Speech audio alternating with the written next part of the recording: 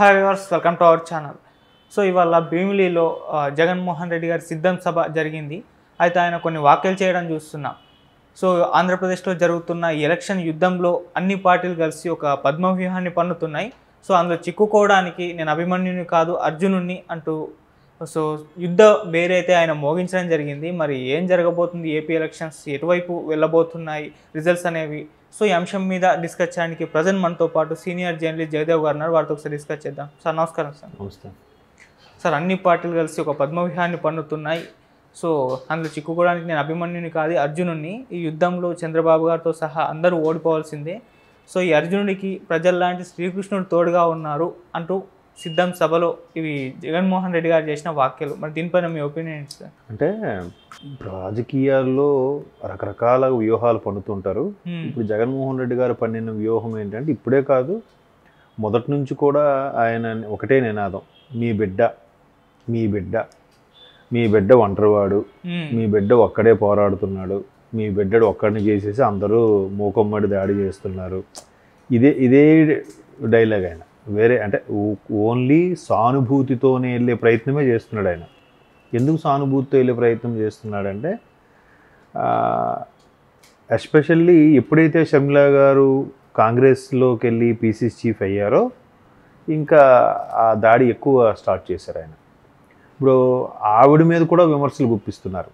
ఆవిడ వైఎస్ షర్మిల కాదని, మురుసుపల్లి సంథింగ్ మురుసుపల్లి షర్మిలా శాస్త్రి అని, అంటే అనిల్ కుమార్ గారు శాస్త్రి కాబట్టి అని. భర్త ఇంటి పేరు ఉంటుంది కానీ చదువుకున్నది సర్టిఫికెట్లు అన్నిటి మీద కూడా వైఎస్ షర్మిలానే ఉంటుంది కదా. రాజశేఖర రెడ్డి గారి బిడ్డ కాకుండా ఎక్కడ పోతుంది? సో ఆవిడ మీద అటాక్ చేస్తున్నారు.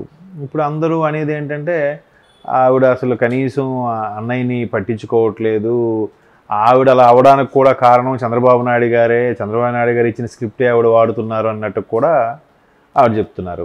సో ఆయన మరి ఇవన్నిటిని చూసి ఆయన జీర్ణించుకోలేక, డైజెస్ట్ చేసుకోలేక, మరి ఆయనకంటూ ఒక కొత్త ఎత్తుగడ ఉంటుంది కదా. పైగా వైనాట్ 175 అంటున్నాడు ఆయన. 175 అంటే మాటల, వైనాట్ 175 అని అంటూనే మీ బిడ్డ ఒక్కడవాడు అయిపోయాడు, మొన్నటికి మొన్న అవసరం లేదనుకుంటే నేను దిగిపోవడానికైనా సిద్ధమే అని, అంటే ఒక రకమైన నిర్లిప్తతో మాట్లాడుతున్నట్టు అనిపిస్తుంది. తెలుస్తుంది వాళ్ళకి. ఎందుకంటే రోజుకు ఒకరు ఇద్దరు చొప్పున పార్టీని వీడుతున్నారు. పోనీ ఎలక్షన్స్ ముందు ఈ సమీకరణాలు, జంపింగ్లు, మారిపోవడాలు సహజం అనుకుందాం కాసేపు. బట్ మిగతా పార్టీల నుంచి ఇక్కడికి రావట్లేదుగా. ఈ మిగతా పార్టీల నుంచి ఇక్కడికి వచ్చిన వాళ్ళు ఒకే ఒక్కరు, ఎవరు? కేసీఆర్ నాన్నగారు. మిగతా ఎవరు వచ్చినట్టుగా ఎక్కడ దాఖలాలు లేవు. అందరూ ఇక్కడి నుంచి వెళ్ళిపోతున్న వాళ్ళే. సో కాబట్టి ఆయన పద్మవ్యూహంలో ఉన్నాను. ఆయనే అంతకుముందు కూడా ఒకసారి అన్నారు, ఈసారి జరగబోయే ఎన్నికలు కురుక్షేత్రాన్ని తలపిస్తాయి అని కూడా అన్నారు. రకరకాలుగా మాట్లాడుతున్నారు. ఇది ఏంటంటే సానుభూతి గెయిన్ చేసుకోవడానికి ఇది ఒక రకమైన వ్యూహం అంతే. ఎందుకంటే చంద్రబాబు గారు, పవన్ కళ్యాణ్ గారు, తర్వాత షర్మిలా గారు, వీళ్ళందరూ కూడా నన్ను కుట్ర పని చేస్తున్నారన్నారు. వీళ్ళందరూ మీ దృష్టిలో అసలు వీళ్ళందరికీ ఇప్పుడు చంద్రబాబు నాయుడు గారు తప్ప పవన్ కళ్యాణ్ గారికి ఒక సీట్ లేదు, నిన్న వచ్చిన షర్మిలా గారికి ఒక సీట్ లేదు. మరి వీళ్ళందరూ మీకు ప్రత్యర్థులని మీరు ఎందుకు అనుకుంటున్నారు? అంటే భయపడుతున్నారా? చంద్రబాబు గారు ప్రత్యర్థులన్నా అర్థం ఉంది, ఆయనకు ఒక 20-23 స్థానాలు ఉన్నాయి కాబట్టి, ఒక ప్రతిపక్షం ఉంది కాబట్టి అనుకోవడానికి. పవన్ కళ్యాణ్ గారిని అసలు మీరు పవన్ కళ్యాణ్ గారిని లెక్కే చేయలేదు. ఒక సీటు కూడా, కనీసం ఒక సర్పంచ్ కూడా సీటు గెలవనోడు ఈడొక నాయకుడా అన్నట్టుగా విమర్శించారు. ఆయన ఏది ప్రశ్నించినా ఆయన 3 పిల్లల గురించి అడిగారు. పోలవరం అయిందా? 3 పెళ్ళిళ్ళు చేసుకున్నాడు. రాజధాని ఏమైంది? 3 పెళ్ళిళ్ళు చేసుకున్నాడు.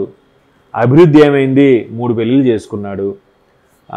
లేదంటే ఒక మంచి కంపెనీ వచ్చిందా? 3 పెళ్ళిళ్ళు చేసుకున్నాడు. ఇవి ఏది అడిగినా అదే ఆన్సర్. ఆవు చూసారా, ఆవు తెల్లగా ఉంటుంది, ఆవు పాలు తెల్లగా ఉంటాయి, ఆవు గడ్డి మేను. వెనకటికి ఎవడో ఒక వ్యాసం చదువుకెళ్ళాడట, వాడికి ఏ వ్యాసం గురించి అడిగినా ఆవు వ్యాసం ఒకటే చెప్తున్నాడు.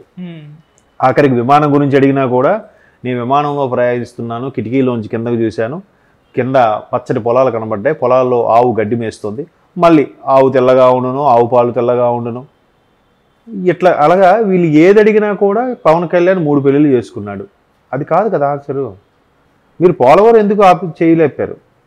స్పెషల్ స్టేటస్ ఎందుకు తేలేకపోయారు? అభివృద్ధి ఎందుకు చేయలేకపోయారు? ఏవైతే ఆ ఉద్యోగాలు అన్నారు, జాబ్ ఎంప్లాయ్మెంట్ ఇయర్లీ వేస్తామన్న జాబులు ఏమయ్యాయి కదా. ఇవన్నీ డెవలప్మెంట్ ఎక్కడ? ఇవన్నీ అడుగుతుంటే మంత్రులతోని ఇది దాడి కదా. మరి అప్పుడు దాడి అంత ధైర్యంగా దాడి చేసినప్పుడు ఇప్పుడు ఎందుకు నేను అభిమన్యుని కాదు అర్జున్ని ఎదుర్కొంటాను, ఈ సానుభూతి డైలాగులు ఎందుకు, అందరూ ఒకటి ఎందుకు అవడం అయ్యారు? ఇప్పుడు కదా షర్మిల గారు వచ్చారు. ముందు నుంచి ఎవరున్నారు? ముందు నుంచి పవన్ కళ్యాణ్ వేరేగా అటాక్ చేశారు, చంద్రబాబు నాయుడు వేరేగా అటాక్ చేశారు, అంతే కదా.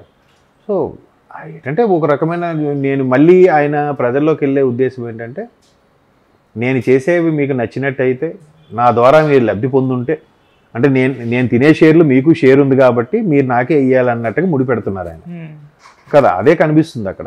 నేను మీకు చేశాను మనస్ఫూర్తిగా అనుకుంటున్నాను కాబట్టి మీరు నాకు వెయ్యండి అనే చెప్తున్నాడు కదా.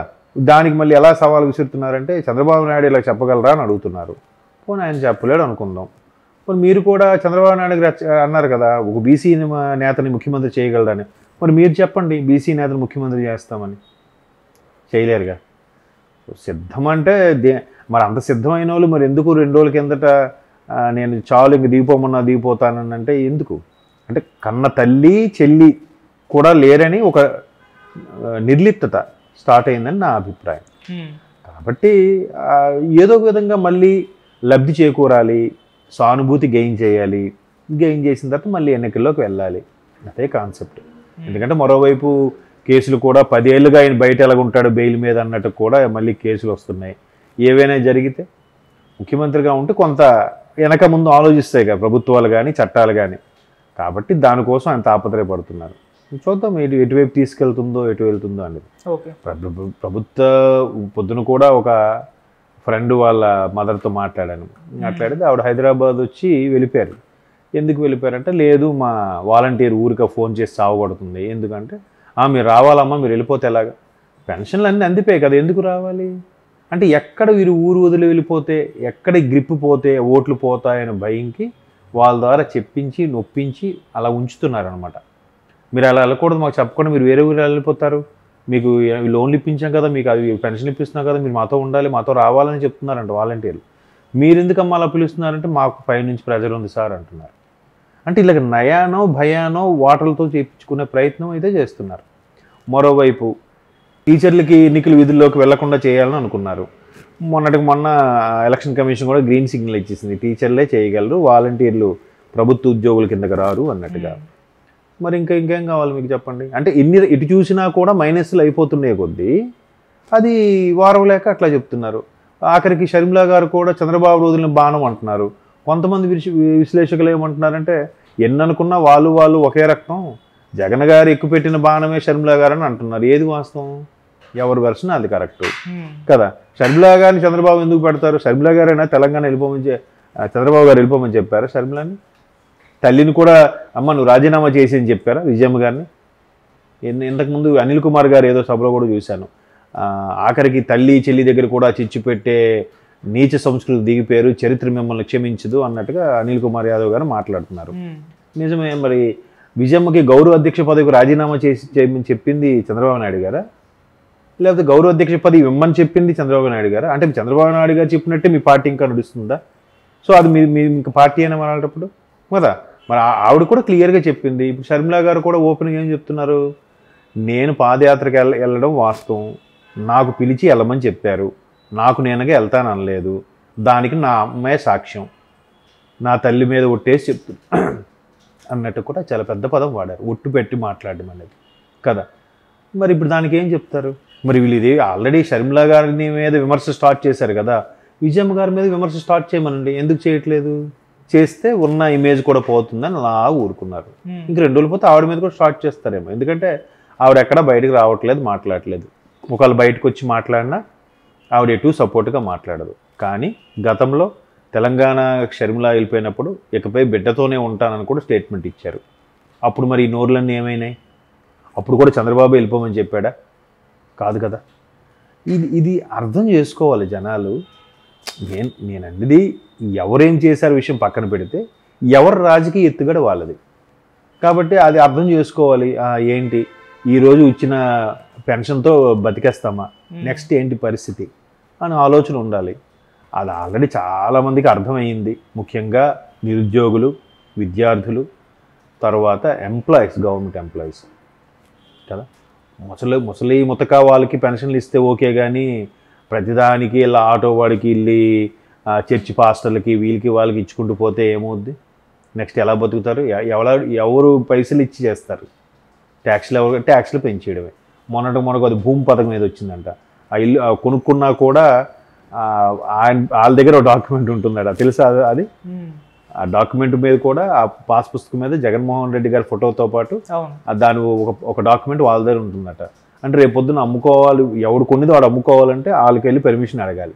అంటే అడిగితే అక్కడ కూడా మళ్ళీ ట్యాక్స్ ఎంత కదా. మరి అన్ని రకాలుగా, మరి అన్నీ జనరల్గా చాలామంది ఇన్ని చెప్తారు, కానీ ఇవన్నీ కాదండి. టీటీడీ వైపు మాత్రం వెళ్ళొద్దని అనుకుంటున్నాను. టీటీడీ వైపు వెళ్ళి ఎవరైతే బస్సు పట్టించాలని చూస్తారో వాళ్ళకి కొన్ని ఇబ్బందులు కలుగుతాయి. మీరు ఎన్ని చేసుకున్నా పర్వాలేదు, కానీ తిరుపతి దేవస్థానం వైపు మాత్రం వెళ్ళకూడదన్న అభ్యర్థన. మరి అటు వెళ్ళారంటే మనం ఏం చెప్పలేము ఇంకా. కాబట్టి ఆయన ఇవన్నిటినీ పక్కన పెట్టేసి సానుభూతితో గెయిన్ చేసి ఎలక్షన్లో గెలవాలని ప్లాన్ చేస్తున్నారు. చాలామంది బయటికి వెళ్ళిపోతున్నారు. ఆల్రెడీ ఇంక సీట్లు ఒక్కొక్కటిగా 175 స్థానాలకు కూడా ఒక్కొక్కటిగా సీట్లు ఎవరెవరికి ఇస్తున్నారు కేటాయించాక మీరు ఇంకా తమాషా చూస్తారు, ఇంకెంతమంది బయటకు వస్తారు ఏంటని. అప్పుడు మళ్ళీ ఇంకీన అర్జునుడితో పోల్చుకుంటాడో, ప్రజల్ని కృష్ణుడితో పోల్చుకుంటాడో, లేకపోతే ఆయనే నేనే శ్రీకృష్ణ పరమాత్ముడు అనుకుంటాడో చూద్దాం. Okay sir, thank you so much sir. Thank you.